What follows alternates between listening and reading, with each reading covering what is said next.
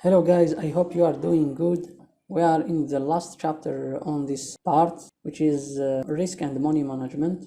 So we are going to see how to manage your risk and plus a perfect stop loss when trading forex markets. Okay. First thing that I want you guys to learn: never open a position without a stop loss. You have to habituate after entering your trade. You have to set your stop loss directly, because the stop loss is it's the thing that can protect your account from any wrong movement or impulsive movement that can go against your trade. And also, when you set up your stop loss, don't change it. You don't have to change your stop loss. Okay, for example, we entered a trade at this horizontal line. This is our stop loss, and the market approaching my stop loss, I will do that.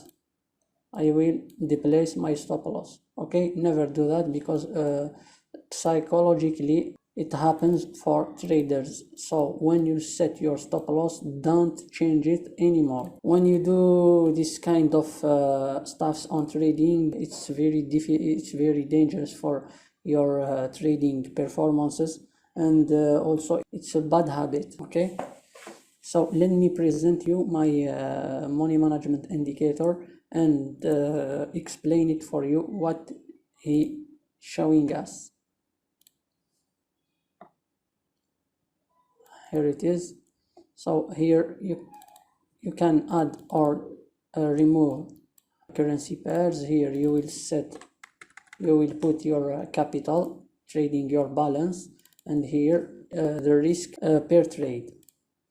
Okay, let's set it here to 1% each trade and $5,000 like balance. Okay, here 1% risk for training, 2% risk for advanced, and you can set 3% risk for on each trade when you will be experienced. Okay, so let's load this indicator. Here we have all the currency pairs that we put in our indicator, and here we have stop loss for each currency pair. Okay, so this indicator is calculating by himself the perfect stop loss based on average range of each currency pair.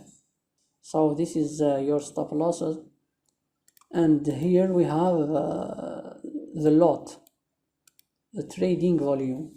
We have here two trading volumes. Okay, the first one I did it because my money management strategy is like testing trade configurations with a small volume, and when the market goes on my side, I reinforcing and I will be aggressive with the market. Okay, so here the trade one is half of risk. I mean, here we set with the risk we set 1%, so the trade number one is a half. Okay, so if you lose this, you open a trade with this lot and set your stop loss to this stop loss, you will lose a 0.5% of your capital. Okay, the second volume, I mean the second lot, it's for reinforcing trade positions that goes in our side. Okay, let's for example illustrate this with an example.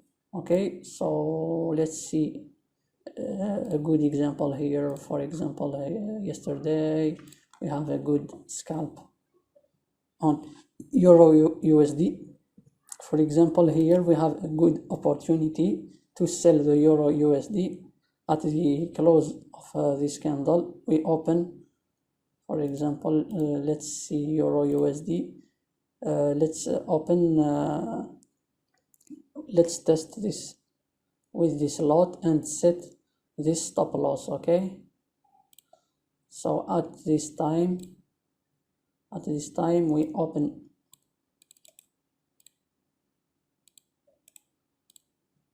a trade here, and the stop loss is 100 and 33, which is here. Our stop loss must be here. Okay, so if for example the market touch our stop loss, we will wait to another trade opportunity to test this trade. And when the market gives go in your side, don't hesitate to reinforce your position, as we saw it in how to optimize trade entry in previous chapters.